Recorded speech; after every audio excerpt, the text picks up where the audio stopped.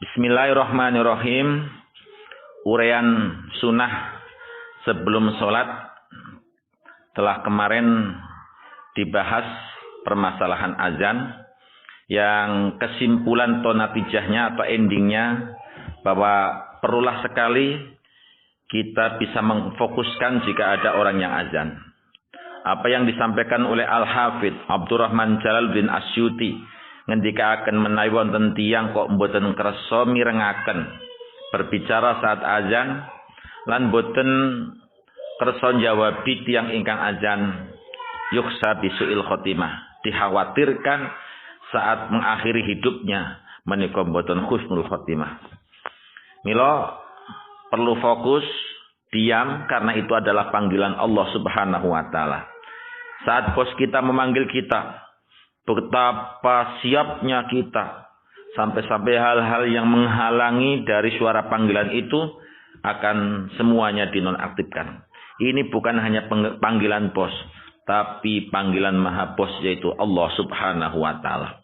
Dan ada kesunahan-kesunahan diam, di antara yang pertama, saat kita mendengarkan adzan dan menjawabinya adalah sunnah muakkad nginda Syafi'iyah, tapi imam lain mengatakan wajib. Yang kedua, sunnah diam saat kita mendengarkan khutbah Jum'ah. Yang ketiga, sunnah diam saat kita buang hajat, baik hajat kecil ataupun hajat besar. Sampai-sampai saat kita buang hajat ada yang uluk salam, maka jawabannya itu dipending setelah kita selesai. Saat qomat telah selesai, jeda waktu kira-kira bisa untuk melaksanakan sholat 2 rakaat qobliyah atau 4 rakaat qobliyah, maka hendaknya kita berdoa baik melalui sholawat ataupun doa-doa yang lain. Hadis Ahmad, Rawahu Ahmad dalam Musnad Ahmad juz 3 halaman 155 mengatakan la yuradud dunga bainal adzani wal iqamah. Tidaklah tertolak doa yang dipanjatkan saat adzan dan iqamah. Nah, ini menjadi perhatian kita juga, karena kadang-kadang kula njenengan sedaya niki nek badhe tindak teng masjid ngenteni kot qomatis shalah. Utawa kadang mboten ngentosi, tapi mendekati qomat, sehingga kita sampai di masjid wudu saingan kali qomat. Kira-kira wudu kalian kok saingan utawa VS qomat, niki wudune saged khusyuk mboten? Doanya saged kewaos napa mboten? Kemudian membasuhnya niki kinten-kinten nggih. Kinten-kinten niku bisa terbasuh semua atau mboten? Kalau tidak bisa terbasuh semua, naudzubillah. Jika wudunya tidak sah, maka mengantarkan keilegalitasan salat kita pun secara prosedural niku mboten sah. Padahal saat qomat niki di dalam kitab Al-Majmu' menurut Syafi'iyah bahwa jawabi qomat niki uga hukumipun sami kalian jawabi adzan. Imam Hanafi ngendikaken mboten sunat, tapi wal jumhuru sunat jawabi adzan. Kradan li anal iqamah takal adzan, qomat niku nggih statusnya sami kali adzan. Sebab wonten hadis baina kullu adzanaini salatun. Setiap ada 2 adzan, maka ada kesunahan melaksanakan salat. Salat saderenge ngasar sinoso mboten masuk kalian muakkadah. Salat saderenge maghrib sinoso mboten masuk muakkadah, tapi tetap ada kesunatan. Dan ini juga menjawab bahwa qobliyah Jumat atau sunat sebelum salat Jumat karena ada adzan dan iqamat, maka di situ disyariatkan. Yang dikehendaki dengan 2 adzan itu adalah adzan dan qomat. Qomat disebut oleh baginda Nabi sebagai adzan, mulon jawabi qomat niku pun hukume sami kalian jawabi adzan. Baiklah, kita melangkah kepada apa yang telah tertulis di dalam WA JT Anak Sabandia yang mohon maaf kesepuan yang saya kirimkan. Bismillahirrahmanirrahim. Sunanuha utawi sunate salat, utawi pira-pira sunate salat. Ba'da duhuli sause mlebu fiha ing dalam salat iku sayani ana rong perkara utawa ana rong werna. Yang dikehendaki dengan sunat teng mriku nggih punika sunat abengat. bukan sunat hayat. Nirupane loro at-tasyahudu sewiji tasyahud. Cara bahasa kerennya nggih tahiyat al-awwalu kang awal. Ingat tasyahud awal niki bukanlah kewajiban dan bukan rukun. Maka seketika kita sholat 2 rakaat, kemudian berdiri tegak, ya, berdiri sudah tegak, niki mboten angsal balik hanya kurbelani tasyahud awal.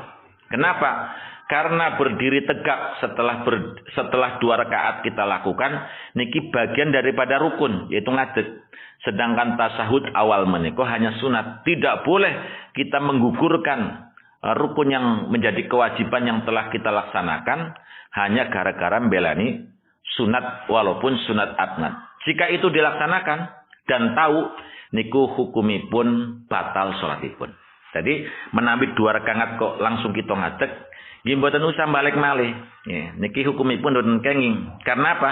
Karena kita sudah melaksanakan rukun nggih punika ngadeg tasyahud awal.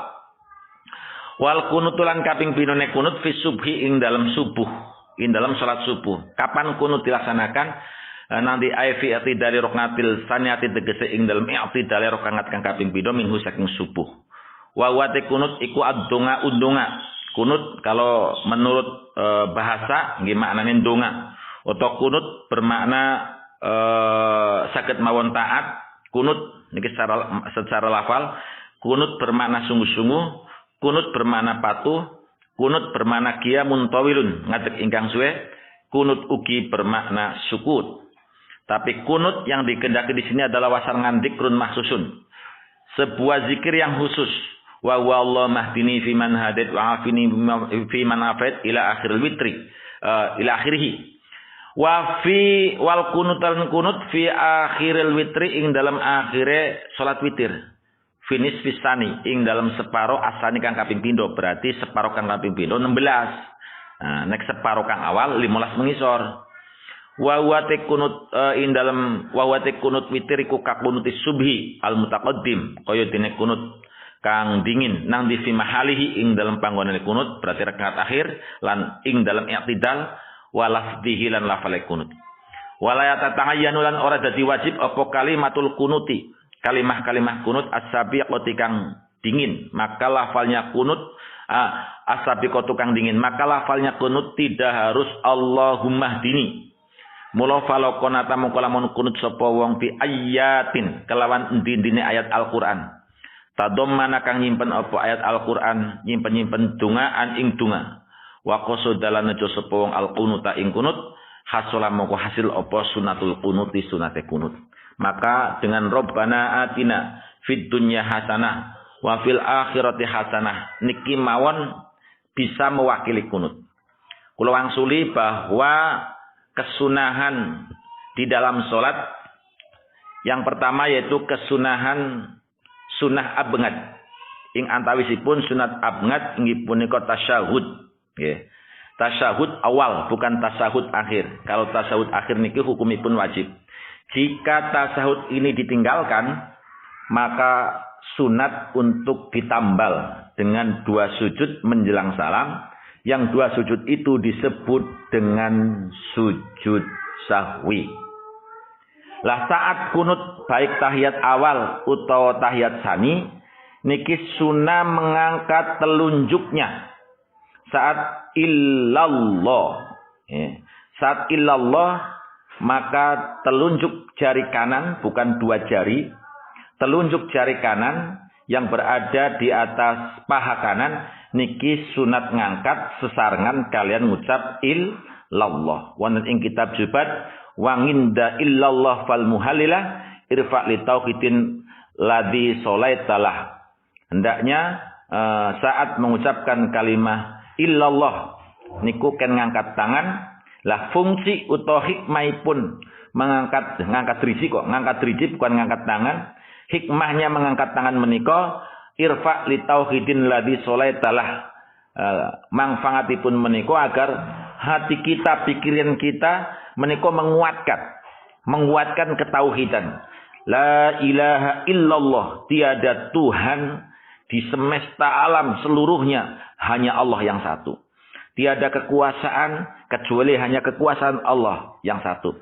Tidak ada yang menentukan kecuali penentuan Allah yang satu. Tidak ada yang bisa memberikan madorot, tidak ada yang bisa memberikan manfaat kecuali hanya Allah yang satu. Maka dengan mengangkat telunjuk, kemudian pandangan mata kita tidak lepas, itu bisa memfokuskan atau bisa menguatkan ketauhidan kita kepada Allah.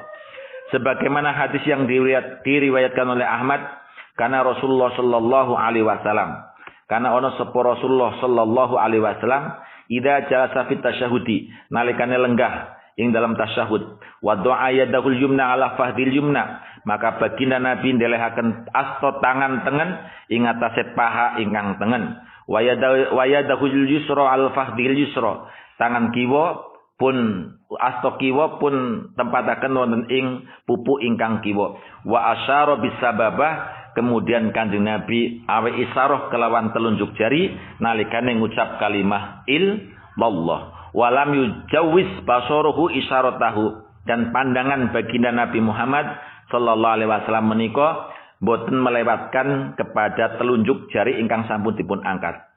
Dikane Imam Ghazali, takala kita berdiri maka pandangan kita fokus kepada tempat sujud kita. Niki kanggo gawe napa? Kanggo gawe menarik kehusuan. Sopi mawon wonten tiyang salat dadakan matane delalapan ningali mriko-mriki ngisor dhuwur ningali tembok. Lho sing ditangali keleresan tembokan niku wonten ceceke. Ana cocek kok siji lemu gembrot, siji ceking gering. Dadakan cecek sing gering niku ngoyok-ngoyok cecek sing lemu. Pikirane jenengan mesti mboten fokus, malah sanjang kadang-kadang. Pikirane lho, iku cecek kok siji gering, siji gembrot. Lho sing gering kok mburu-mburu maring sing gembrot. Berarti nek kaya ngono, sing gering ki lanangane, bojo lanange, sing gembrot niku bojo wedone. Kok persis kaya tanggaku sing ngutang ora nyarutang-nyarutang. Akhirnya kefokusan pikiran, kefokusan hati menika buyar gara-gara pandangan ingkang mriki. Mula sunah tiang salat niku mboten merem, tapi melihat ke depan. Sebabipun apa? Niki aneh. Sebab nek ndeleng mengarep niku fokus bahwa kita akan sujud ke tempat yang kita sujud untuk merendahkan diri, untuk menstatuskan manusia tidak punya apa-apa. Tapi nek merem, niki justru barang-barang sing ora keton malah jadi kemutan. Utange kemutan, duite ketinggalan kemutan, kesan bae kadang kemutan. Bahkan justru barang-barang ingkang saderenge salat niki mboten kemutan, gara-gara merem niku kemutan. Maka sallu kama raaitumuni usolli, salatlah seperti baginda Nabi niki kedah dipun ngadataken menjadi tradisi kita supados kita menika saged khusyuk. Kang kaping kali menika kunut, baik kunut subuh utawa kunut nazilah. Kunut nazilah adalah kunut yang dilakukan tatkala ada malapetaka besar kaya corona niki. Lah kunut subuh niki sebagian madhab lintu menika mboten nglampahi. Tapi kita madhab Syafi'i ingkang wonten ing Indonesia niki kunut subuh dipun lakukaken dan hukumipun masuk dalam kategori sunat abngat. Menawi dipun tinggalaken saking kunut subuhipun menika ngadege kunut tan kalimatnya kunut sunat dipun tambeli kalian sujud sahwi. Sebagaimana hadis wonten ing Muslim nggih wonten ing Sunan Ahmad nggih wonten. Majala Rasulullah sallallahu alaihi wasallam yaqnutu fil fajri hatta faraqat dunya. Nabi Muhammad selalu yaqnutu berkunut fil fajri ing dalam salat subuh hatta faraqat dunya, sampai baginda Nabi Muhammad sallallahu alaihi wasallam meninggalkan umatnya, meninggalkan dunia ini, tegesipun sampai sedonipun junjungan agung Rasulullah sallallahu alaihi wasallam. Dari kalimat-kalimat yang dibaca, kunut ini hikmahnya memberikan faedah bagi kita. Kita sebagai manusia yang lemah mohon petunjuk. Kita sebagai manusia yang kadang-kadang sakit mohon kesehatan. Kita manusia yang dibikin oleh Allah dengan hawa nafsu, berbuat sesuai dengan keinginan, minta barokah. Kita sebagai manusia yang tak luput dari kesalahan, minta ampunan. Kita manusia yang hanya bisa berusaha dan tidak menentukan. Kita bertawakal kepada Allah tapi selalu ikhtiar. Dan di dalamnya juga kita minta tabaruk kepada baginda Nabi Muhammad sallallahu alaihi wasallam dengan memohonkan rahmatnya, dengan memohonkan salamnya untuk baginda Rasul agar kita diberikan kebaikan di dunia, kebaikan di akhirat, dan kelak mendapatkan syafaat bertemu dengan baginda Nabi Muhammad di yaumil kiamat. Allahumma amin.